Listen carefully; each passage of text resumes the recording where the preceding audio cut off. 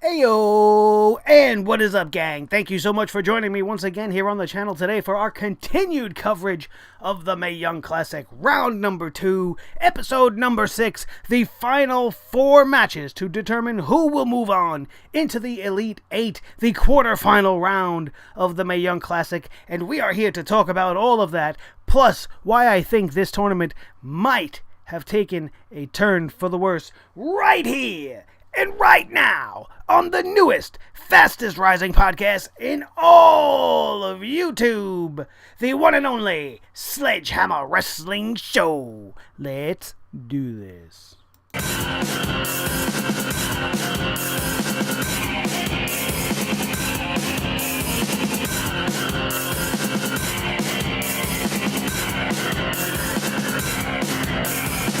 Sledgehammer Wrestling Show.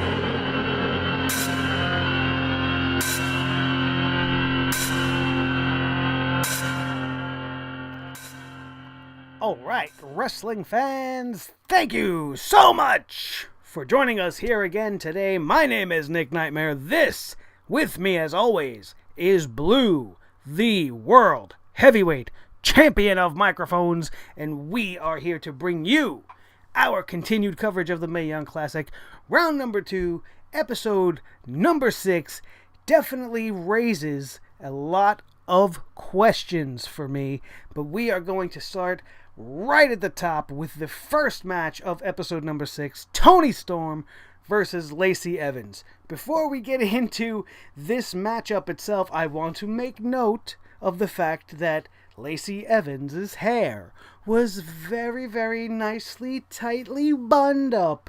Real tight this time, because I'm almost positive that what I saw in her match with Taynara Conti and how that hair was just everywhere, it had to have made it immeasurably difficult for this girl to do anything, especially with another girl who had little to zero reason to even be here, because she was very, very, very not good, for lack of a non-derogatory term. I don't want to be mean to anybody. A lot of these girls are very, very green, and it showed in that match, but the hair was just everywhere. That would not be the case in this matchup with the tournament favorite, Toni Storm. A very, very much better outing for both of these women. Their opponents in the first round left a lot to be desired for me. I did not think either one of them showed me anything special. This match would prove to be different. The story of this match was the bigger competitor, Lacey Evans, the American superstar, would be increasingly, visibly frustrated by the smaller Toni Storm, who she just could not put away no matter what she hit her with. This girl would not stay down to the mat. Toni Storm would eventually reverse Lacey Evans' attempt at her finishing maneuver, which I don't think they even mentioned what it's really called, and if they did, I apologize, I don't remember. She blocked her finisher attempt and hit the strong zero, which is an absolutely sick fucking neck breaker. She does like a white noise setup and then drops the neck right onto her knee. Absolutely vicious move. It was brutal looking. And Toni Storm would get the win in this much, much better match than either one of them had in the first round. I was much happier with this. I did not think that Toni Storm was going to lose this match at all. There was no drama in it that way, for me. I knew Lacey Evans has been around, and she's going to continue to be around. There would be no reason to advance her in this tournament. She's made her mark. Whether or not it was a good one remains to be seen. This match definitely helps her out in that regard. But Toni Storm, the girl with the little hat, moving on into the quarterfinals. And this next matchup is where things get really messy, you guys. And my analysis of that first match is probably lacking, because once I got to this point, there's almost nothing else I could think about with the Mae Young Classic except for this 4-horsewoman MMA versus WWE agenda, which has visibly and obviously bled its way into the Mae Young Classic and has affected it greatly. I'm going to just throw this out there, and this may get me heat with some people, and that's fine. And one person in particular, I'm going to apologize right off the bat to my cousin, who's a big fan of the show, and I know that he is a big fan of this girl. But Shayna Baszler sucks. And I'll say it again. Shayna Baszler sucks. As a wrestler, she sucks. She gets gassed very early. You see her sucking wind really quick. Her moves are non-existent. Her entire moveset consists of strikes and suplexes and submissions. And her suplexes are not good. They are very bad. It's like she expends all her energy in the entrance, and she doesn't even do anything that dramatic in her entrance. I don't understand where her lackluster performance is coming from. Maybe it's because she already knows she's got this in the bag and she's just going through the motions. Maybe it's because she just can't get the MMA out of her blood and her matches come across as very clumsy, somewhat shoot-style fights. That's not why I'm watching this thing. She's exactly like all the other MMA competitors in this match. What makes Shayna Baszler special? Why is she getting this recognition? Why is she even being booked in this manner as this unstoppable, dominant beast? What the fuck has Shayna Baszler ever done? Who the fuck is she? I've never even heard of her. If not for Ronda Rousey, I'd probably still never hear of her. Ronda Rousey being in this situation would not be eliciting this reaction from me.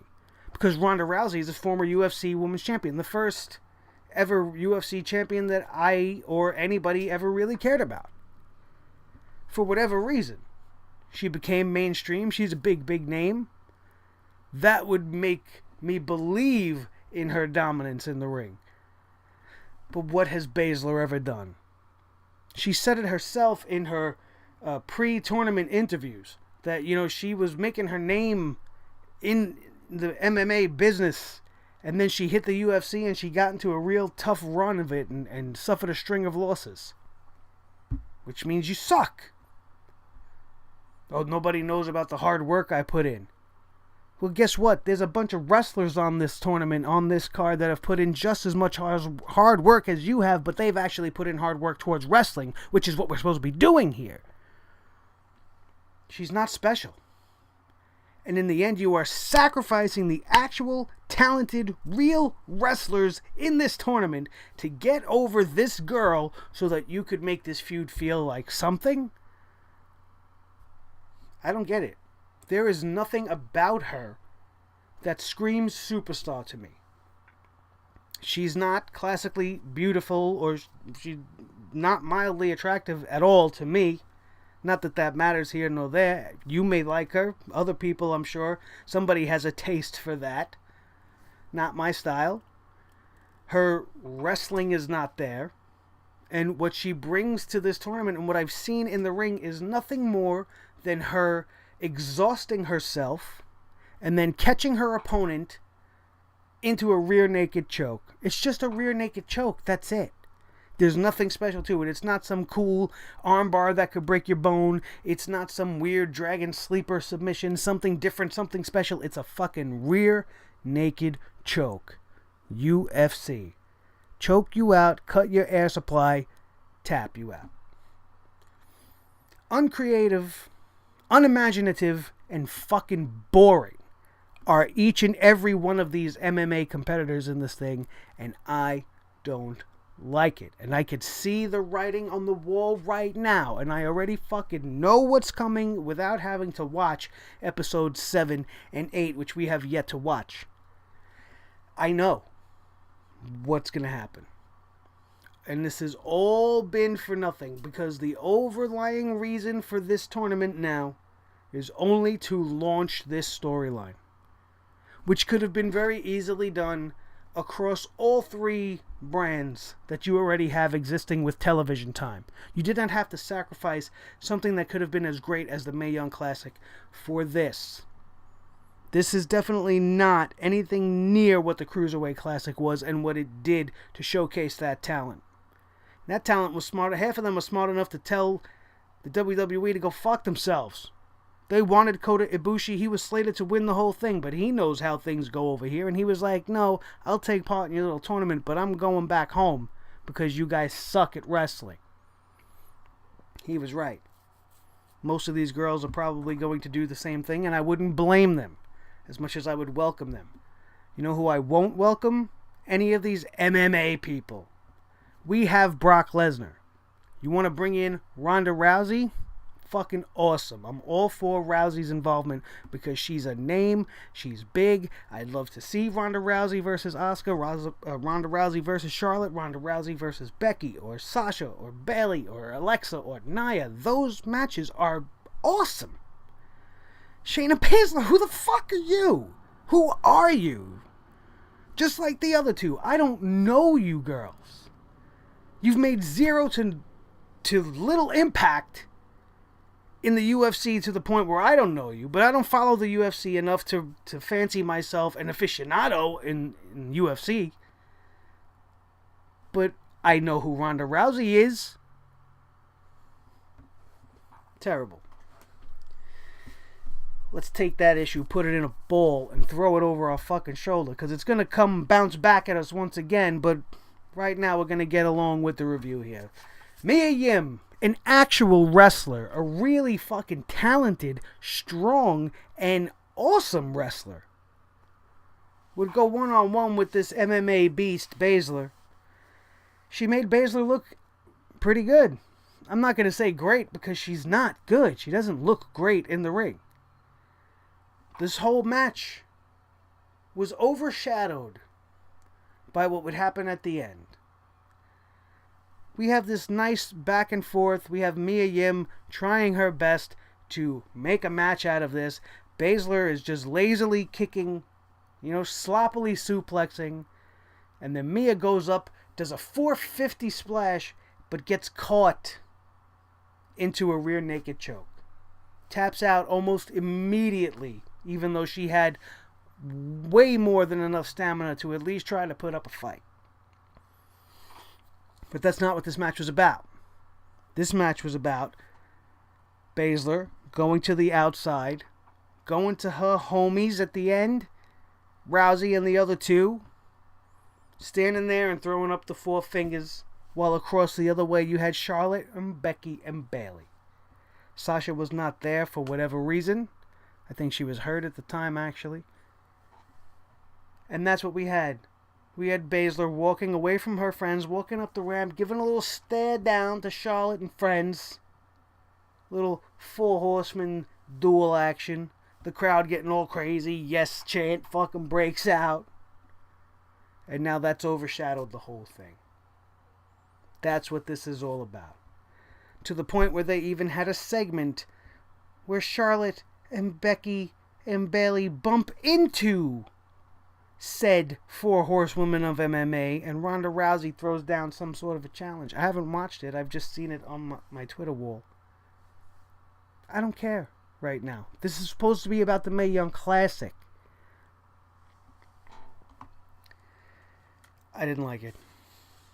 This whole show was scripted for that horsewoman angle. At least that's what it's coming off.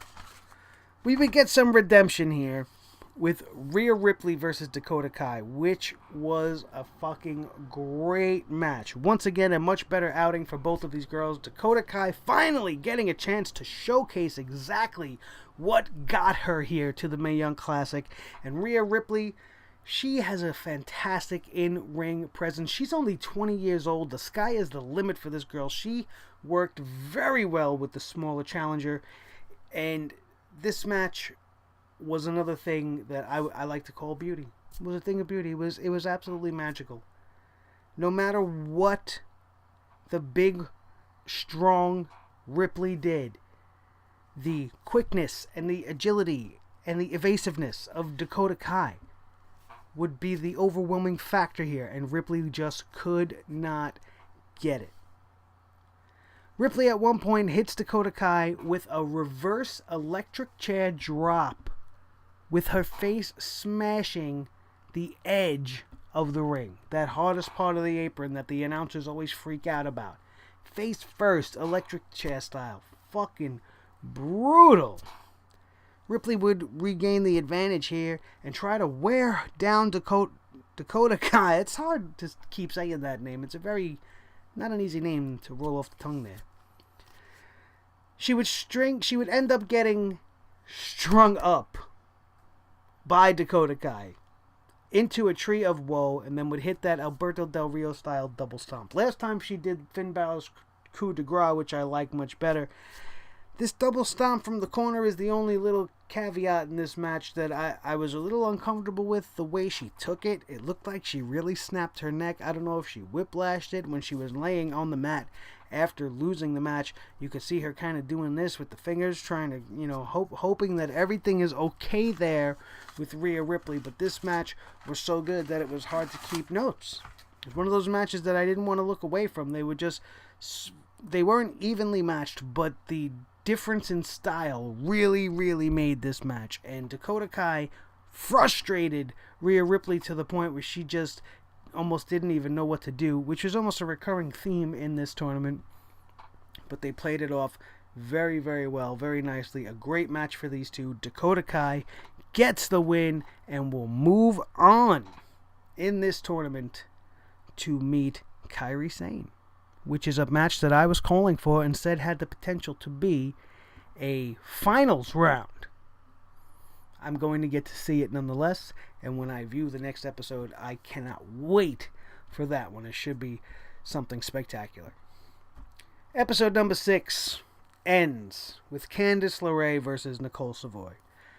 I was pleasantly surprised at the fact that I was wrong. This was the first prediction that I got wrong, because I thought with this MMA nonsense they were going to push Nicole Savoy, being that she's friends with all these other MMA girls, and that her and Shayna Baszler were partners in the UFC and whatever, and I would figured they would want to play that for all it was worth and get them one-on-one in this. But thankfully, that is not the case, as Candice LeRae would overcome Nicole Savoy in what would be another matchup for Miss LeRae that I think she just had a bad partner, a subpar challenger.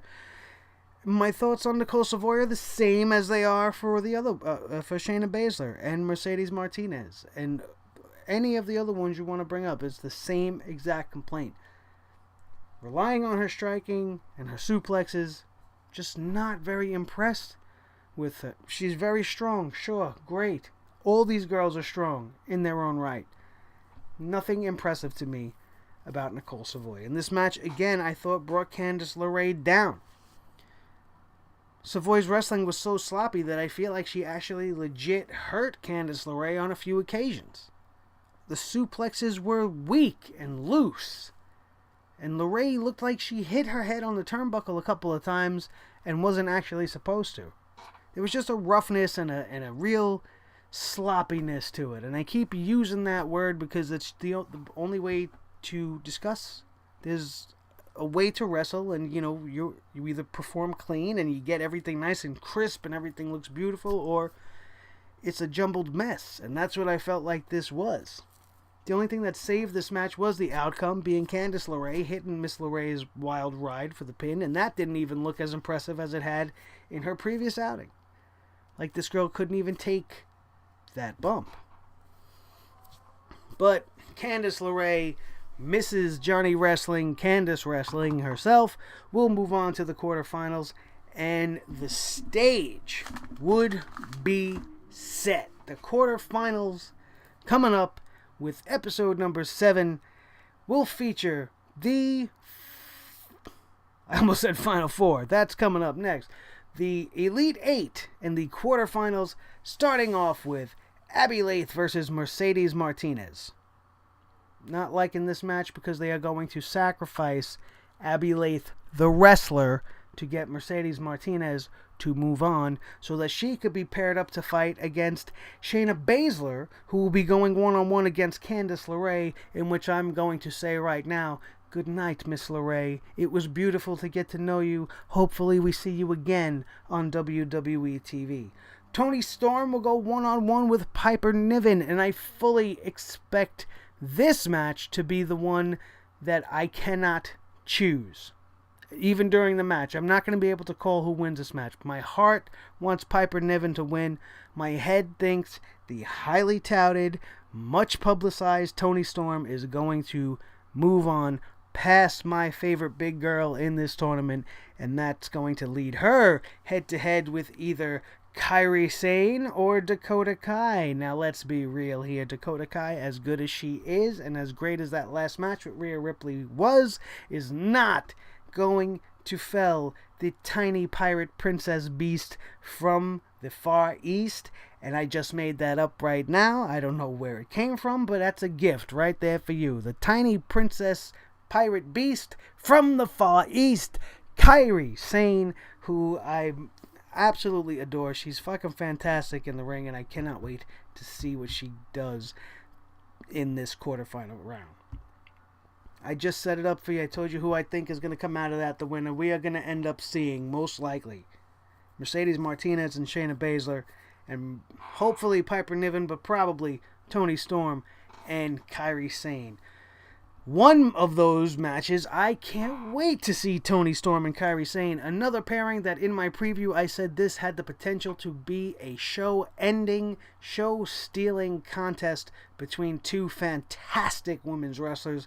The other, another MMA fight. Great. In the quarter, that's what your semis are going to be. Not looking forward to seeing that. And now let's speculate even further. Shayna Baszler is not going to lose to Mercedes Martinez after beating all these other girls, so she's going to the finals. Toni Storm, Kairi Sane, it's going to be a toss-up there as well, really, because both of these girls had just as much hype coming in. But I'm going with Kairi Sane. And if Kairi Sane does not win this match, Shayna Baszler is going to win this tournament. She's going to beat Toni Storm, no problem. If Kairi Sane wins this match, we are going to be a lot more frightened. Because if they sacrifice a talent like Kairi Sane to put over Shayna Baszler in the finals of this and give her that trophy so that they could launch this angle, I'm going to have a very bad taste in my mouth with this whole thing. And I'm not going to enjoy one lick of it. What I want to see is Kairi Sane win this whole thing by beating Shayna Baszler. And that would definitely garner even more attention. And if that's the intention of them right now, to build this unstoppable beast only to have her be felled by Kairi Sane, then fine. Let's just watch these next 2 episodes and get it over with. And that's what I promise you guys I am going to do. So do not forget to join me here for the review of Episode 7 and the review of Episode 8, leading us into the September 12th live showdown for the finals from Las Vegas, Nevada.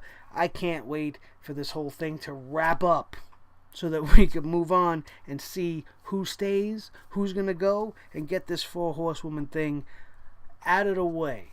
Because as soon as it becomes a thing on the main roster, it's going to be a distraction, and it's going to take away from the already lackluster women's divisions, no matter what shows they turn up on.